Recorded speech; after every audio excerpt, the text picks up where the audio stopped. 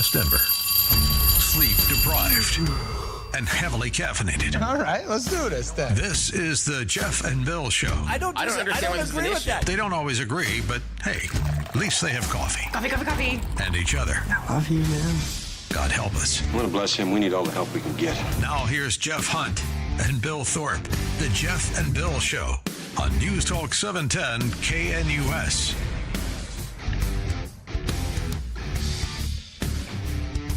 Nine a.m. in the Mile High City on this Monday, September 29th, 2025. Good morning, Denver, Colorado. You've tuned in to the Jeff and Bill Show, News Talk 710 KNUS. I'm your co-host, Jeff Hunt, along with Bill Thorpe, bringing you the freshest insights, hottest takes from the right, left, and center. Coming up after news and comment with Blake Olson, we're going to talk with Erin Lee with Protect Kids Colorado. She was out there with Billboard Chris. Billboard Chris walks around in public settings, and he encourages discussion and debate, not unlike Charlie Kirk, but he does so with a billboard, and one of the billboards, he says, is that children cannot consent to puberty blockers. Right? It's a starting point, and if you disagree with him, well, then we'll have a conversation. He was outside Colorado State University when this guy from the administration approaches them. And here's the conversation. That's right, and they put her on Zoloft, her pediatrician at 12. So lazy, eh? Yeah, very How's lazy. it going? Especially when you see the side effects. Sorry, I just got a camera going there. If you can maybe come over here a little. That's all right. I'm Mark Barker. I'm the Vice President of Safety and Risk Services here Oh, okay. at the university. So I'm going to ask you, because you're primarily in our primary egress, I'm going to ask you to just move this over a little bit so that you're not in the egress way. So what's public land? You're creating a safety hazard for egress for our stadium. So I just need you to move it over. That's all I'm asking. So what's public land? I'm just asking you to move it over so you're no longer in the egress path of our stadium. You're creating a safety hazard. Are you telling me it's illegal for us to stand here? I've got all of these folks coming out. You're creating a safety issue. All right, I'm going to stay right here. It's public land. You're creating a safety issue. I've heard you, and you are clearly not answering my questions about if this is illegal or not, because you know it's not illegal. And so seeing as it's legal, I'm going to stay right here. As the Vice President of Safety and Risk Services, I deem that you're creating a safety hazard on my campus. So this guy's the Vice President of what? Yep, Safety and Risk Services. And he says we are creating a safety hazard by standing quietly here. You see all these folks that are egressing, right? And we're standing in the way of their egress. I've heard you many times. So what's the safety hazard here? I asked you to move 10 feet. I'm not moving. I asked you to move 10 feet. I've heard you. Okay. About 8 times now. No longer in the middle of the egress path. It's calm, peaceful conversation. Yeah, I get it. I'm not saying anything about the conversation. I have no issues with the conversation at all. All right. Well, I've heard you, and thank you for making yourself heard. Appreciate it. All right. That's Mark Barker, the Assistant Vice President for Safety and Risk Services and the Chief Reliance Officer at Colorado State University. Well, Erin Lee was standing right next to him. We're going to talk with Erin next because I want to hear her take on all of this. Now is time, though, for news and comment with Blake Olson. Blake Olson. Blake Olson, news and comment. Good morning. It is Monday, 58 and partly cloudy. A lot of sun out there in Denver, expecting a high of 76 today. This portion of the news sponsored by Pastor Camp Heating and Air Conditioning at 303-777-1234 to learn more about special savings opportunities on Lennox equipment. Our top story, DJT meeting with Israeli President or Prime Minister Netanyahu at the White House today to discuss ongoing efforts in Gaza. Another horrific crime on Sunday, the LDS Church attacked in Grand Blanc, Michigan. Caroline Levitt this morning. From what I understand, based on my conversations with the FBI director, all they know right now is this was an individual who hated people of the Mormon faith. And they are trying to understand more about this, how premeditated it was, how much planning went into it, whether he left a note. All of those questions have yet to be answered, but certainly will be answered. 4 people are dead and several others injured. 40-year-old Thomas Jacob Sanford drove his vehicle through the front doors of the church and started shooting and then set the church on fire. Abdul El Sayed, a Michigan politician, of course, goes on messy NBC this morning, last hour, and went straight to, of course, attacking the Second Amendment. To say that enough is enough, we need to have a conversation about gun violence, right? The Second Amendment doesn't mean any gun for anyone, anywhere, anytime. It means that we understand that there was a space for this, but not this, not that people walk into their church on a Sunday and get gunned down. And so we need to have that conversation. We need to have it urgently. I'm hoping to sit down with folks, everyone, including gun owners, to folks who are victims of gun violence, to ask where is the way forward? Because this here ain't it. Protect your church. Protect your church. Blake, you are exactly right. This has got to be a very clear message to pastors. The wolves are at the door. Protect your flock. Yep. That simple, guys. You have plenty of men in your congregation that will go through training necessary. You can hire police officers. Most of the churches I attend all have police officers or armed security in some capacity. But absolutely, these nutcases have identified churches as soft targets, and they will take it out on your innocent children. The wolves are at the door. Protect the sheep. Amen. And Florida, Jeff, I think they're trying to pass a law to where you don't have to have a security license, and anyone who's armed and has the training can be at the church at the front door in the facility. Well, I mean, look, I think you should go. There's guys in your church that are happy to go through the training. They're retired, no doubt. Maybe retired law enforcement. Yep. They understand what's at stake. It's innocent children. And at this Mormon church, you had people that were shot shielding kids. That's what's at stake right now. Do you guys remember that video of the guy that came in with the school or with the church shooting, and he's running along the aisle, and one of the security guards there that was a concealed carry trainer pops the guy across, one single shot takes him out? Do you guys remember that video? Remember that was yes. wild. That is what you need you need those guys in your church guarding there, because we're not innocently attending church quietly over in a little corner anymore. We're a soft target for lunatics that want to inflict as much pain and death as they possibly can. It's going to require a good guy with a gun, whether it's law enforcement or somebody right there at your door to stop these guys. So if you're not going to put someone at your door, it's going to be 5, 10, 15 minutes till somebody gets there to stop him. Are you willing to let your innocent kids, family members suffer while that lunatic has free reign in your church? No. Get serious about it. Protect the sheep. Be a shepherd. Yeah. That's all I got to say about that. Amen.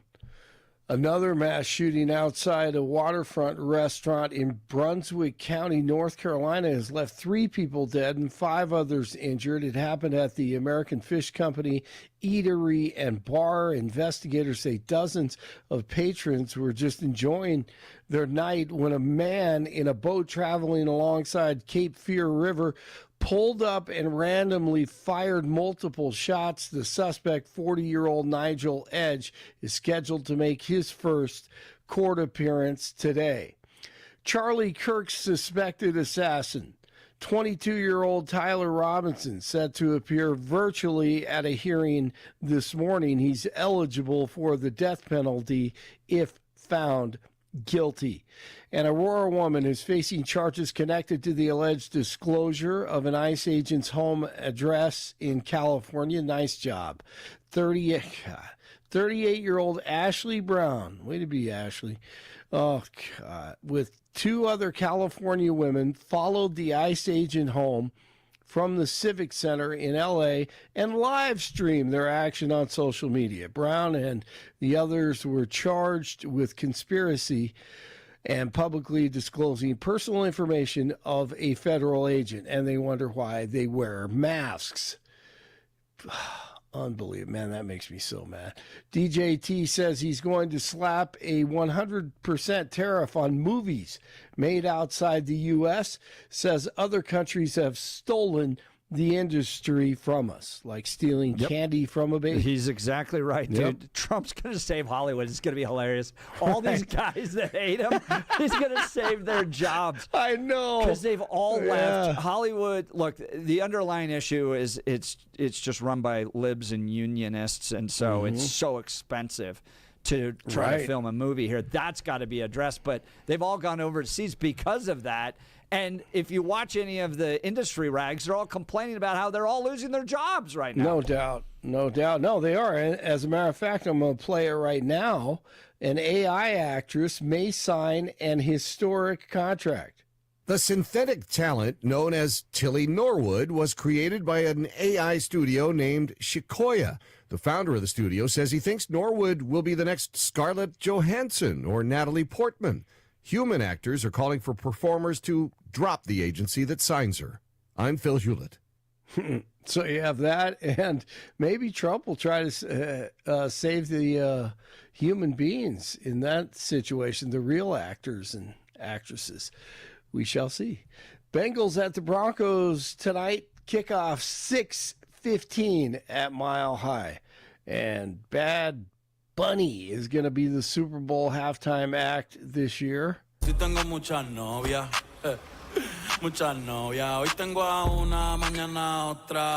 that should be great. He doesn't like Trump, and everything's in Spanish. Should be awesome. Hey, you know, it will attract Spanish-speaking I'm telling you, you put fans Trump to up with some Super Bowl. Tannerite on the competing broadcast, and it'll win. It'll 100% win. I agree. Come on, DJT, do it. Bad Bunny, just horrible music. Hey, you know, just step away from it, turn it off, and then wait for Billy to give the critique the next day. And then you can watch, you know, if it was good, you can go back and watch it. 57 in Westminster, 56 in Parker, 58 in Denver. Jeff and Billy continue. Blake Olson, News Talk, 710 KNUS. Another nice week of weather for Denver in the Front Range as comfortably mild temperatures and partly cloudy skies will be with us. We'll have a few showers and thunderstorms to contend with, mainly today and Tuesday, with highs very pleasant. Mid to upper 70s for today, tomorrow, and Wednesday. Nighttime lows cool, comfortable in the 40s and low 50s. Weather's a service of L&L Heating and Air Conditioning. For quick, trustworthy, and dependable service, call L&L Heating and Air Conditioning at 720-851-1691. Visit them online at bestdenverhvac.com. You'll be comfortable with L&L. Meteorologist Don Day in the 710 KNUS Weather Center.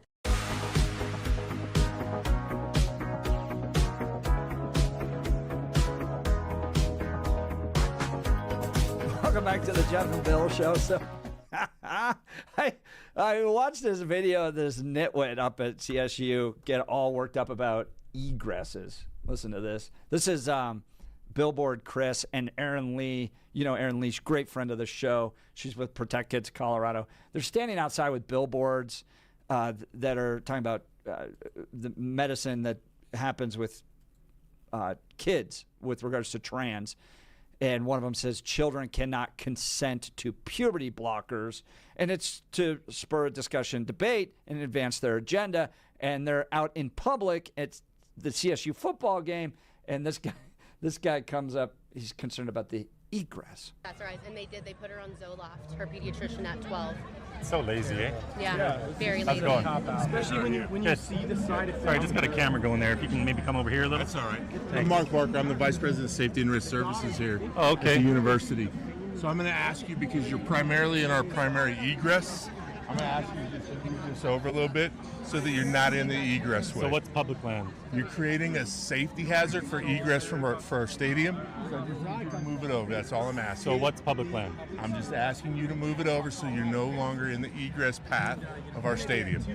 You're creating a safety hazard. Are you telling me it's illegal for us to stand here? I've got all of these folks coming out. You're creating a safety issue. All right, I'm going to stay right here.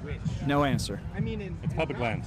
You're creating a safety issue. I've heard you, and you are clearly not answering my questions about if this is illegal or not, because you know it's not illegal. And so seeing as it's legal, I'm going to stay right here. As the Vice President of Safety and Risk Services, I deem that you're creating a safety hazard on my campus. I deem. So this guy's the Vice President of what? Yep, Safety and Risk Services. And he says we are creating a safety hazard by standing quietly here. You see all these folks that are egressing, right? And we're standing in the way of their egress. I've heard you many times. So what's the safety hazard here? I asked you to move 10 feet. I'm not moving. I asked you to move 10 feet. I've heard you. Okay. About 8 times now. You're no longer in the middle of the egress path. It's calm, peaceful conversation. Yeah, I get it. I'm not saying anything about the conversation. I have no issues with the conversation at all. All right. Well, I've heard you, and thank you for making yourself heard. Appreciate it. All right, joining the Jeff and Bill show now is Erin Lee. She was right there. She's with Protect Kids Colorado. Good morning, Miss Lee. Thank you for taking time to join the Jeff and Bill good morning. show. Good morning. Thanks for having me. I'll try to stay out of the way of the egress.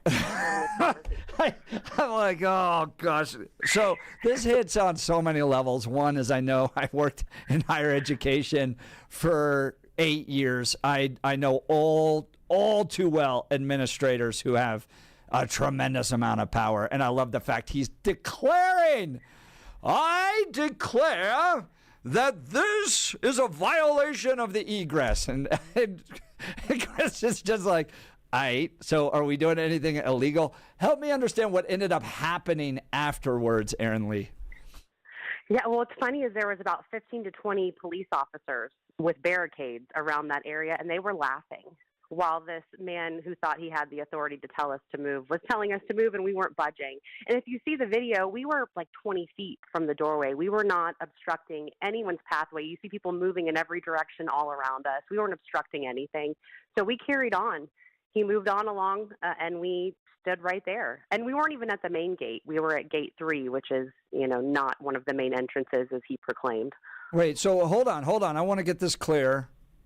Poor Mark Barker, Assistant Vice President for Safety and Risk Services, declared that you were a safety hazard for the egress, and then came to realization that there was nothing illegal happening, so he left. I want to get that right. So he left. You guys were never arrested or escorted out? No. Okay, no, in fact, once we turned the cameras off, several police officers came up and thanked us for being there and for not budging. Okay, second question, and this is probably the more important question. Can you please detail the total number of people that were harmed as a result of your presence in the egress? I mean, the Assistant Vice President for Safety and Risk Services has clearly identified you as a safety problem, declared that you were a safety problem. Can you please detail the total number of people and the types of injuries that took place as a result of your presence in the egress? Zero. Although I encourage people to continue watching Billboard Chris's X page and other pages, because there were some interactions where we were actually assaulted. Really? No Tell one us was about harmed by that. us being there. But yeah, there were several men. One came out. We had moved over to gate 1, and one came out clearly intoxicated and started screaming profanities like, F Charlie Kirk. Charlie Kirk deserved to die. You guys deserve to die. I know we got it on film, so Chris will be releasing that. And then there was another man that got in my face. I was holding my camera at the time, and he tried to grab the camera out of my hand and physically touched me and shoved me. And let's just say Billboard Chris did not take kindly to that. Oh my goodness. So let's lay the groundwork here. You joined Billboard Chris. Billboard Chris travels the world. His motivation is to stop child transition. He tries to do it one conversation at a time, he says. So he goes to public places and he wears a billboard. And the billboard says children cannot consent to puberty blockers. And his presence alone drives this anger and frustration. But from all the videos I've seen, he's not yelling at anybody. He doesn't have a bullhorn and he's shaming people.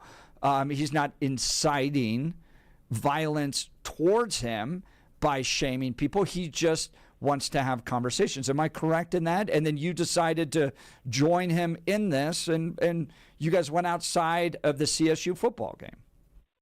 Yes, and what an amazing experience. He remains remarkably calm, and his tactic is not really to debate, it's just to have conversation. He allows people the freedom to speak. He asks them thoughtful questions. He never raises his voice, you can hear in that video, or gets agitated in any way. He just tolerates everything that comes at him. But I have to say, the majority of people were supportive, especially the Gen Z men. The young men were incredibly supportive. Such a testament, really, to Charlie Kirk and the movement that he started. Now, the young women were, I would say, about 90% clueless. They were virtue signaling. They would scream things at us. They would refuse to stop and have conversation because it's indefensible, mutilating 12-year-olds. So it's not a whole lot of conversation you can have on that issue. But the young men were remarkably supportive of what we were standing for. So we're talking with Erin Lee. Erin's with Protect Kids Colorado. She joined Billboard Chris outside of the CSU football game this weekend. Videos are now going viral about not only the engagements with people that were walking by, but with the so-called Assistant Vice President for Safety and Risk Services at CSU, who I understand, needs to keep the campus safe. I just find it funny, actually hilarious, that you guys standing out in public, he's using the claim of an egress to try to get you to move on. Out of all the other things, he should probably be taking care of that evening. But can you give us a sense of just how the evening wrapped up? How long were you out there? Did anyone change their minds? Was it beneficial, or did this just invite some debate and then you moved on? What was the overall result of the evening, Erin Lee? Yeah, well, it was amazing to have. This was the first time Billboard Chris had been in Colorado. This was the very first Billboard experience for him here. And it was overwhelming support of what we were doing, especially from the young men. But what was really surprising to me, we were out there 2 to 3 hours from about halftime until the game ended. And what really surprised me were the boomers. There was a lot of, men and women, 50 to 60 years old, who shouted things, who rolled their eyes. I was called disgusting, shameful. You don't deserve to be here. You're a liar. You're gross.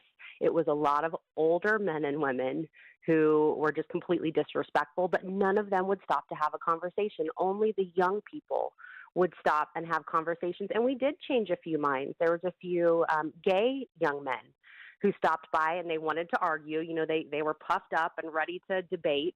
And by the end of it, we were shaking hands or hugging. I think you can see me in that egress video hugging a young man who, by the end of it, he was like, I agree. When I said this is conversion therapy of gay people. Don't you understand that telling you you're born in the wrong body instead of accepting who you're attracted to is conversion therapy? And we ended with a handshake. He said, actually, I agree with you. So it's certainly an effective method to go into the belly of the beast and just prompt conversations, with these people who think they disagree with you. Now, Erin Lee, I hesitate going this direction because it's not something that I don't know. I'm worried about the consequences of it, but it's a conversation all of us conservative activists are having right now. Do you feel safe in these situations in light of what happened to Charlie, in what, I was assaulted, kicked in the back, a guilty plea on that. It is dangerous to walk out in these places. I do contrast it where if you go to the March for Life, for instance, which is all pro-life people, and you show up, and I filmed all this, and you show up as pro-choice, the worst thing you're going to get is somebody that prays for you. Most of the time they're going to talk with you, but the worst violation I think you could have at a pro-life rally is that someone may pray for you. But those of us that go out into these progressive rallies and are known conservatives, I'm fearful. I haven't figured this thing out yet. I'm thinking bulletproof vest. I'm thinking security if I ever go out and have these interviews anymore. What was going through your mind over the weekend?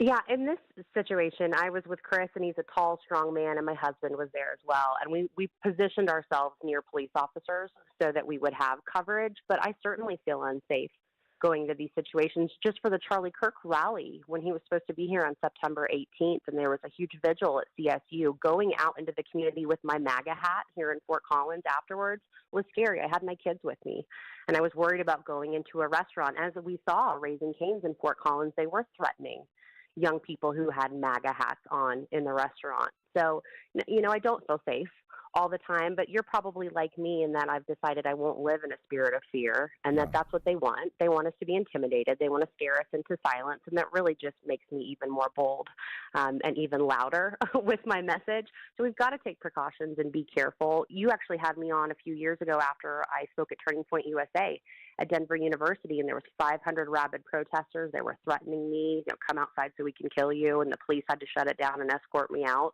Those situations happen, but we can't let it stop us from going into those situations and proclaiming the truth, because, as I said, we turned a lot of hearts with these conversations this weekend. It's necessary to go into these places where they aren't used to hearing our side of the coin and just proclaim the truth to them.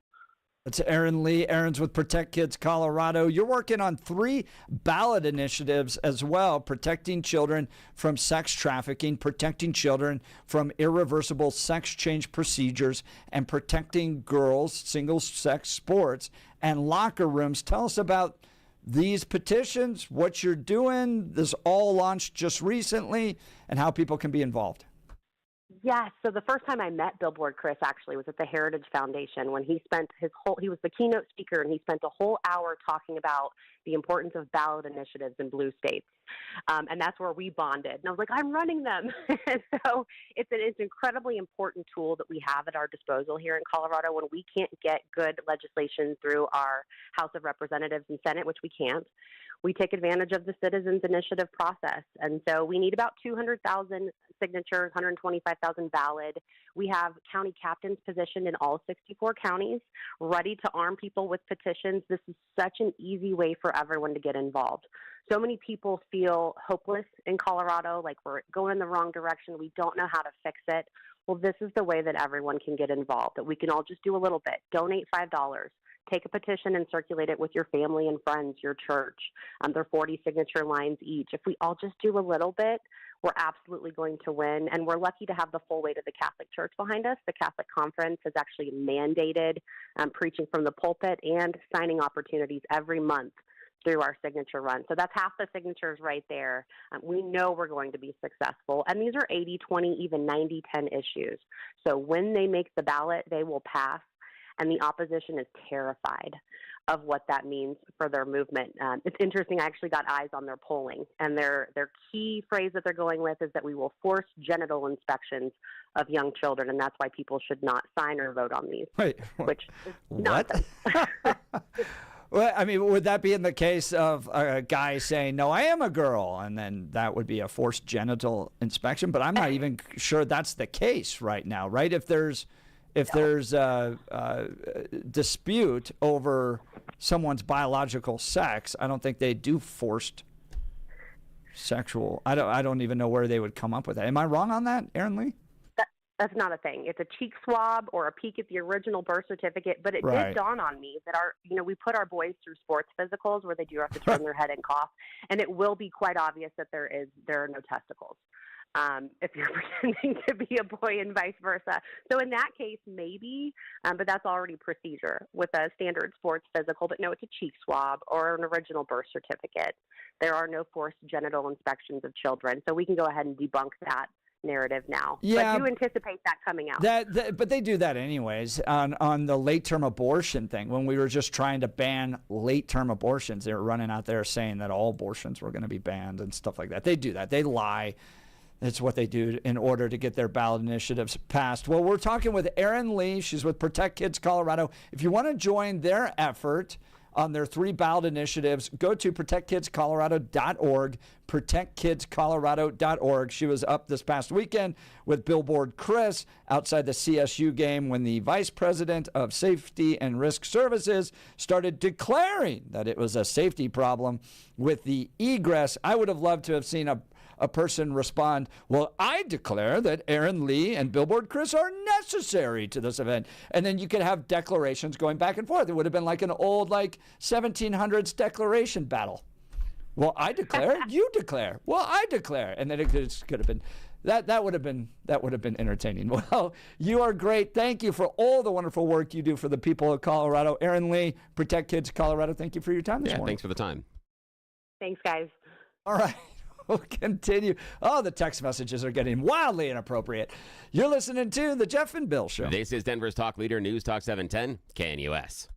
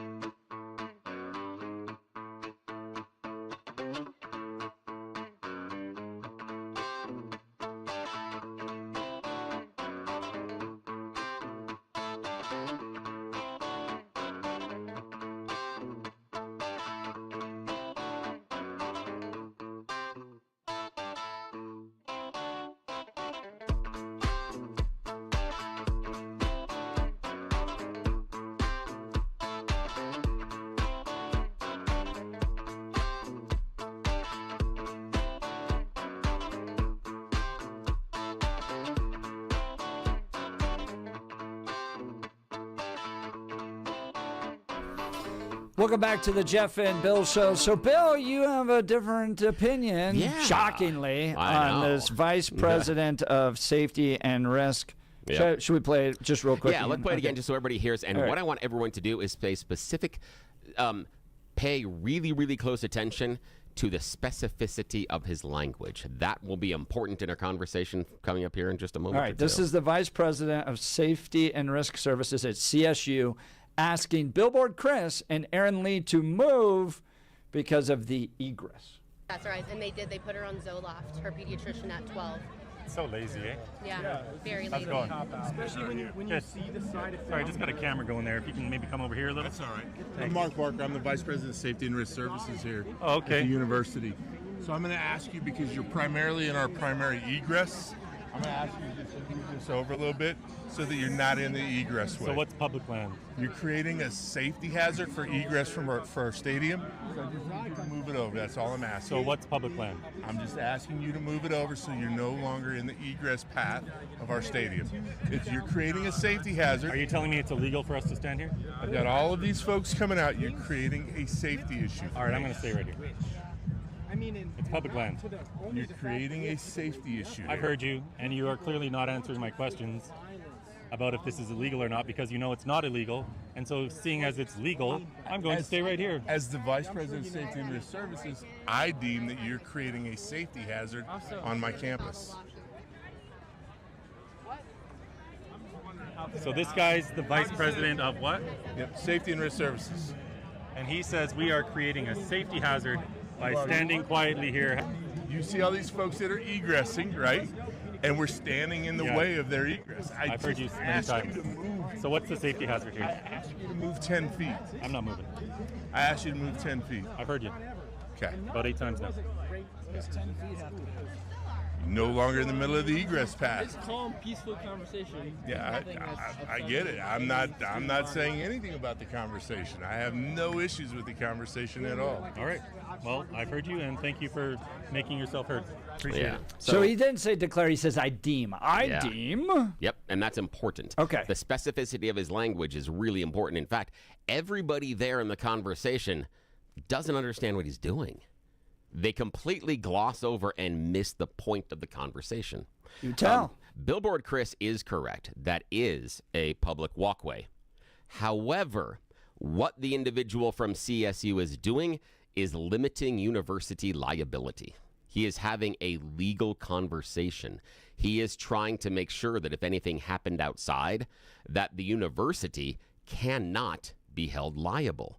That's why he has very specific language that he's using.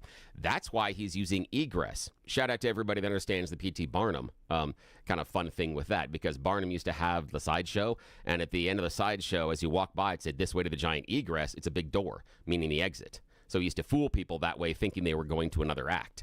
The reason he's using egress is a legal term. The reason he talks about it being in the pathway of the egress of the stadium is it's a legal term. And the reason he says, I deem this to be a hazard, he now is saying that the university has decided that where you're placed, what you're doing, can be a safety hazard. If anything happens, they've let you know, and they've asked you to move. Anything that happens there is on you. And I'm not saying anybody coming up and assaulting you. What I mean by that is, let's say that all of a sudden you have 10 times the amount of traffic and something happens to the group or something happens to someone walking there.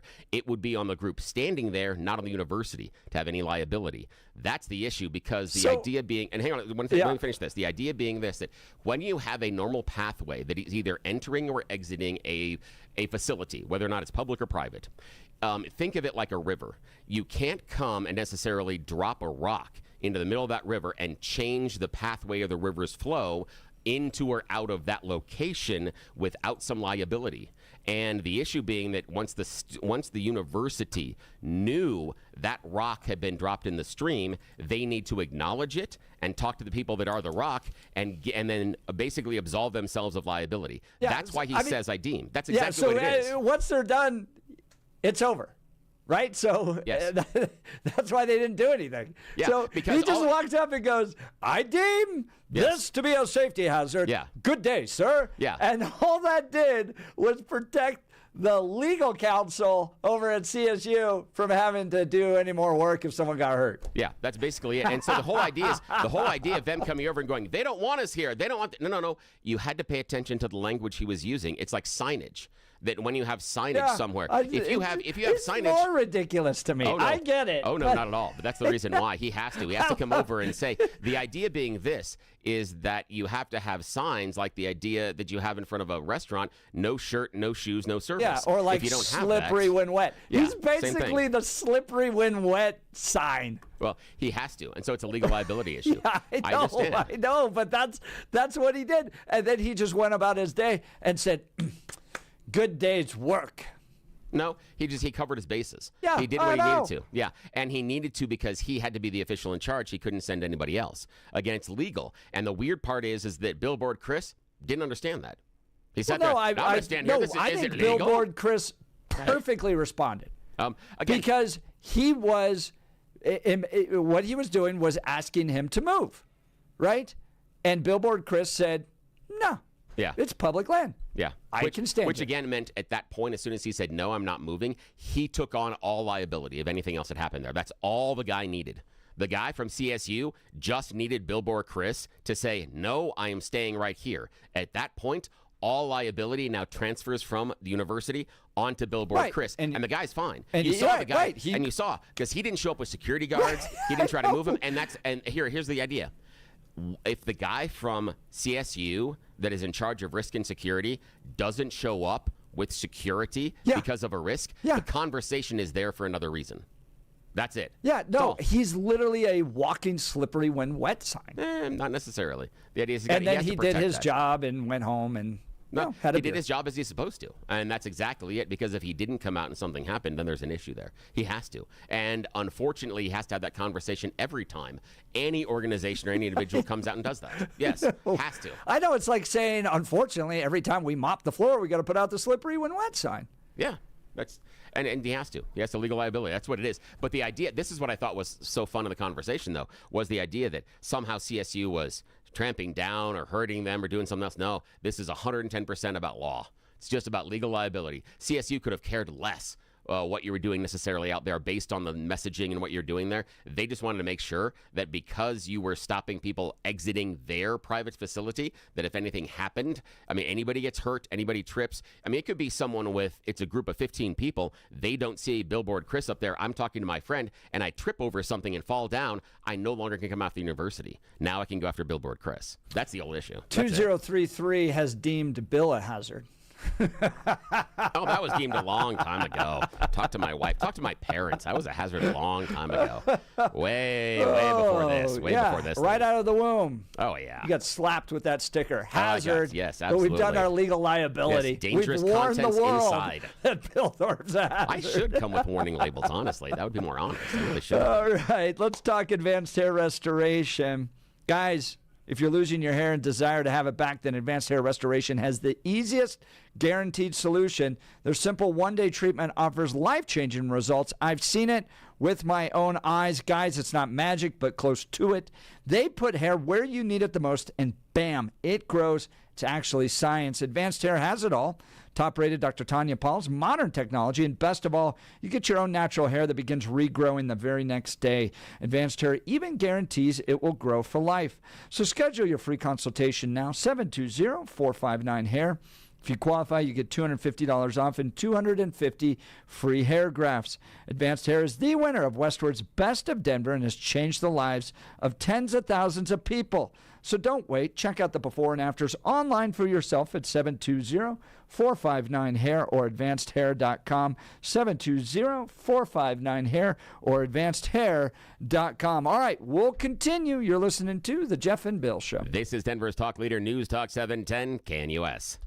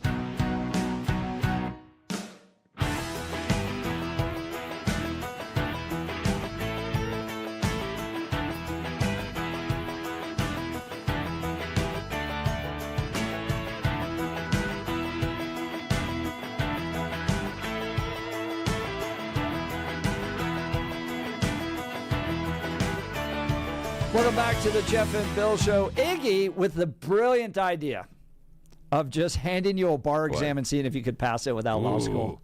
That would be fun. That would be. Although, if I had to guess, I would think that I would at best score 50%, and that's not going to pass. I think you would get angry at the way the questions are written and then start arguing with the proctors. Yeah, probably would. And they're like, absolutely. I didn't have anything to do with this. You're like, this question is. This doesn't. Yeah, how come you possibly? Yeah, some of the deep citation stuff, I'd fail that. Yeah, but if we're just talking theories and concepts, I might not embarrass myself. That's about the best I probably could do. There you go. Well, discover incredible savings at the Mountain High Appliance Clearance Center in Denver. Their clearance center offers a huge selection of ranges, refrigerators, washers, dryers, and more. Save up to 60% on open box, scratch and dent display models and overstocked appliances from Bosch, Thermador, KitchenAid, and many more. When you're looking for great deals on appliances, think Mountain High Appliance Clearance Center for the best prices and selection. Here's their address. You ready? 601 East 64th Avenue in Denver. 601 East 64th Avenue in Denver. All right, if you missed any of the show, go to 710knus.com to download the podcast. Yeah, up like 4 hours ago. It was Monday. They're all waking up still. Earlier. Yeah, they were at the Colorado Republican Party debate. Heard that was a circular firing squad. So Wow. I don't get into like nitty gritty debates over policy and procedure. On a It's side like note, my it's brain amazing. turns off. It's amazing you're able to do that and navigate that. That is like your superpower. Well, no, it's my brain turns off. amazing. So when people are like, point of order, I go, so it's fantastic. It doesn't work. So I can't sit through this stuff. People sent me it. I've heard it's a clown show of everybody yelling at everybody. So I'm going to go slowly watch the 5 hours of this. 5 hours. I'm not. Just telling you. Yeah, I don't know. The other thing I'm doing, which is kind of a unique little journey, is I'm listening to Kamala's 107 Days. Oh, God, why? Because it's a little, because when you live through the history, to see it from another perspective and behind, but boy, does she live up to that mantra of hell hath no fury. Yeah. Like a woman scorned. I was curious about it until one thing, and I've seen 3 different reviewers say this so far, and it's not just one. That's why I'm like, I'm not sure I'm going to wade through it. The 3 different reviewers came to the conclusion, they went, well, one thing I've learned from this, she's not a leader. I think that yes, she constantly reacts throughout the show. Whatever comes to her, she reacts to. Yeah. She doesn't set that vision and really go out for. I mean, in some capacities, like she really finds it important to go after like young hip hop artists. Like she talks about that over and over and over again with regards to the convention. But as far as policy, the campaign, all that stuff, she was always reacting to whatever Trump did. Yeah. And that was the thing that after reading that, I went, oh, and it was weird that 3 different reviewers came to the conclusion that at the core part of the failure, if not a majority of the failure of the campaign, was she's not a leader. Donald Trump's a leader. I think that's exactly right. I think that's a fair assessment of it. But yeah, no, I'm going to work my way through the 5-hour Colorado Republican Shout Fest. Shout Fest. Thoughts and prayers. And more. You're listening to the Jeff and Bill Show. This is KNUS. We'll see you tomorrow.